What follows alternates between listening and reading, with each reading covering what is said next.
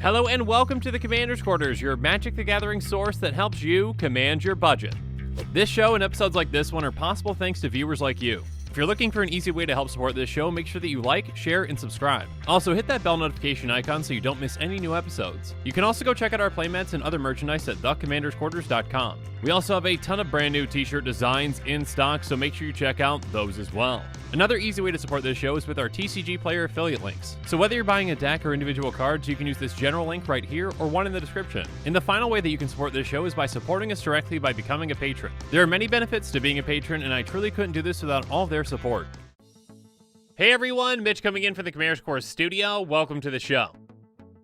Day 2 of Kamigawa Neon Dynasty spoiler season keeps getting better and better and better. I mean, early this morning we start off with Kodama of the West Tree, an insanely powerful new commander that I'm sure a lot of players are going to be excited to see. And speaking of insanely powerful, and of course insanely powerful in green because, you know, green, how about Beseiju Who Endures? And I asked the question about this card, is this way too good? Because, yeah, we very well might have yet another green staple on our hands. But after that, I moved away from green and talked about Mirrorbox and talked about how to break it, which potentially, okay, yeah, might involve some green cards. But anyways, make sure you check that episode out and all the other spoiler episodes out, but not until after you check out this episode, because stop the presses, because the Teenage Mutant Ninja Turtles have arrived in Magic. And no, I'm not talking about a secret lair, though that might happen in the future. Who knows?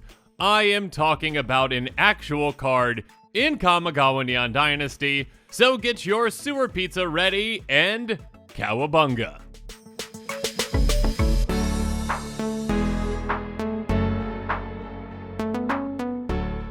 Kappa Tech-Wrecker is a 1/3 turtle ninja. Yes, you heard me correctly. A turtle ninja. It can't get any more on the dot than that. That costs 1 in a green. And I think I said on the dot right there. And I'm a little thrown off, obviously. This is a pretty crazy thing to see as a Magic card. I think I meant hit the nail on the head. I don't know. Anyways, it's got ninjutsu for 1 in a green, and it enters the battlefield with a death touch counter on it. On top of that, when it deals common damage to a player, you may reveal a death touch counter from it. When you do, exile target artifact or enchantment that player controls. Okay, so there's quite a bit going on here, you know, outside the fact that this is clearly Leonardo, as well. I mean, there's some blue on the ninja that you can see. But other than that, obviously, I mean, we've got dual swords. It is a turtle in a half shell. It is clearly Leonardo. Okay, now with that, will we see, you know, Michelangelo or Raphael or, most importantly, my favorite, Donatello? Let's hope, but time will tell. Regardless, another thing to point out is that this is the very first ninja, I believe, even when it comes to actual spoiler season for Kamigawa, that we have ever seen outside of either blue or black. So not only is this the first green ninja, but it's the actual first ninja that's in any color outside of those two.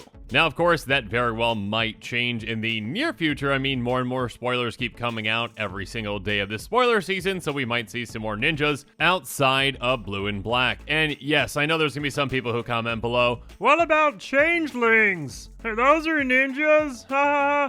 No, doesn't count. I mean, yes, technically Magic, you know, wise it counts rule-wise, but come on, it does not count. And also, those ninjas don't have ninjutsu, so are they really ninjas? No. Regardless, what this card actually does can be pretty effective. I mean, again, you are paying the exact same cost for ninjutsu as you are for its actual mana cost, but you can sneak it into play, already getting through on an opponent, and when you do, you can utilize that death touch counter that's on it to actually, well, remove it, so death touch goes away, but also you can use it to exile target artifact or enchantment that player controls, the one that you're hitting. So on top of this being a fantastic reference to Leonardo in the Teenage Mutant Ninja Turtles, it can also be a great piece of spot removal as well, on top of just being somewhat flexible. Because again, obviously you don't have to, you know, just ninjutsu this in every time. If you just want a, you know, 1/3 with Death Touch, you know, as a blocker, you can do that as well. Now, is this the best card of all time? I mean, outside of, you know, the Teenage Mutant Ninja Turtles reference, no. But it can still be a very effective card in a good amount of decks out there. And also, I just want to point out really quickly, We not only got Leonardo, we also got Master Splinter from Teenage Mutant Ninja Turtles as well, with Silver Fur Master. I mean, it's like they weren't even trying to hide it. Now, Silver Fur Master is a ninja within the normal ninja colors with blue-black. It is a 2/2 ret ninja with ninjutsu for blue-black as well, and it says ninjutsu abilities you activate cost 1 less to activate, and other ninja and rogue creatures you control get +1/+1. Obviously, this is a fantastic creature in ninja and rogue decks. I mean, reducing the cost of your ninjutsu abilities and also being a great anthem for your creatures. But yeah, I expect nothing less out of Master Splinter. So obviously the applications for this card are pretty obvious. However, let's go back to Leonardo and talk about what kinds of comparable cards are out there for it and what kinds of decks might want it.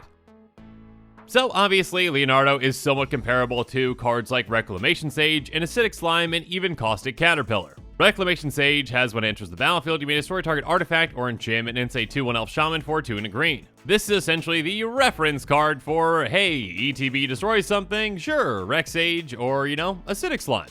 Acidic Slime is a 2/2 ooze with Death Touch that costs 3 green, and has when it enters the battlefield, destroy target artifact, enchantment, or land. Now, obviously, Leonardo, and yes, I'm just going to keep calling it Leonardo, cannot destroy lands, but typically you're not going to be destroying lands with that ETB. Usually you're getting an artifact or enchantment anyways, and much like Leonardo, Acidic Slime does have Death Touch, though again it's not going to be losing Death Touch when you destroy anything. And speaking of losing something, Caustic Caterpillar also sees a good amount of play, and it's a 1/1 insect for just a green, and has to pay 1 and a green, sacrifice to destroy target artifact or enchantment. So again, much like Leonardo, there is kind of a downside to actually destroying something. You have to give something up. In this case, you're actually giving up the whole creature itself.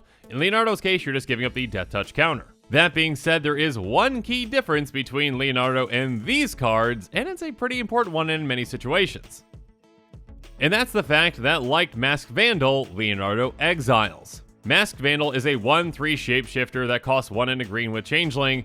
Okay, and now I'm just realizing that, yeah, there's definitely going to be comments out there that, hey, I mean, you said that there's no ninjas out there, but again, the Changelings are ninjas, and this has the exact same stats and the exact same mana cost as Leonardo, and Leonardo's name isn't actually even that. You keep misspeaking.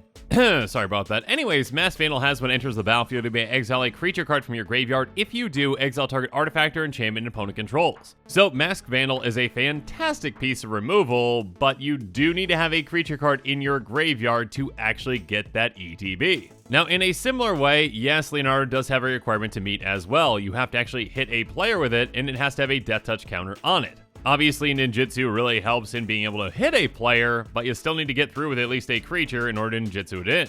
That being said, obviously, there are definitely going to be decks out there that want Leonardo as well. So let's just quickly go through a few that might want our pizza-loving leader.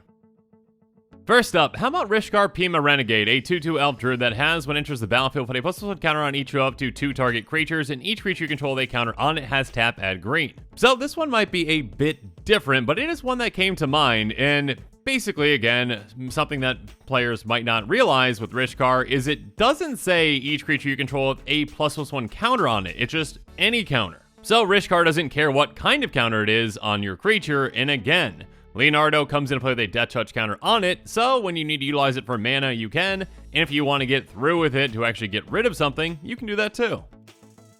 And moving on, I think next up, Leonardo is pretty much going to be a guarantee to go in a lot of Fing the Fangbearer decks. Finn is a 1/3 death-touching human warrior for 1 and a green that has, whenever a creature you control Death Touch deals combat damage to a player, that player gets 2 poison counters. So with a Fing the Fangbearer deck, you might have some evasive low-to-the-ground creatures that actually don't have Death Touch, but you've got other ways to give them Death Touch.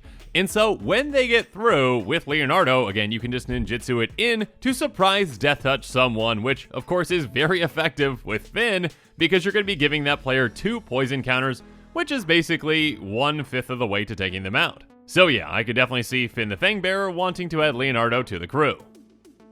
Next up, another somewhat sneaky thing that you can do with Leonardo is actually utilizing it to bounce creatures back to your hand that you want back in your hand for an ETB. For example, a commander like God Eternal Ronas has a fantastic ETB. It's a 5/5 zombie god with Death Touch, and when it enters the battlefield, you're going to double the power of each other creature you control until end of turn. Those creatures gain vigilance until end of turn. Now, green doesn't have very many ways at all to actually bounce creatures. Yes, there are a few like Temur, Sabertooth, etc, etc, etc, but there's really not all that many. So actually having a way to bounce your commander, again if it gets through, so that you can utilize its ETB again, can be a very powerful thing. You know, on top of it just being a great way to remove an artifact or an enchantment as well. And next up, we've got, oh wait, what is this? No, wait, this isn't a commander that wants Leonardo in the 99.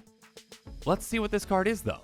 Hotshot Mechanic, a 2/1 artifact creature fox pilot for a white that says Hotshot Mechanic crews vehicles as though its power were 2 or greater. It's a fox pilot that is really good at crewing vehicles. So, is anyone else on the same page that I am? Fox McCloud has arrived. We've got Star Fox in the building as well. 2 things I definitely didn't expect to see in this set were, number 1, Teenage Mutant Ninja Turtles references, and 2, a Star Fox reference. So will we see Slippy, or Peppy, or Falco? Who knows? But at least we got Fox McCloud to pilot our vehicles for us. But yeah, stay tuned to this channel for more exciting spoilers, and hopefully we see Donatello.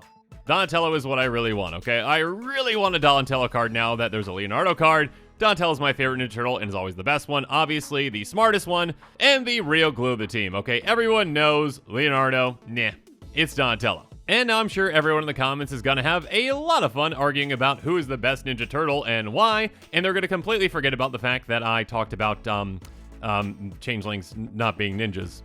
Yeah. And with that, the show is coming to a close, so it's my turn to hear from you. So in the comments below, let me know what your thoughts on this episode are, and as always, thanks again and have a good one.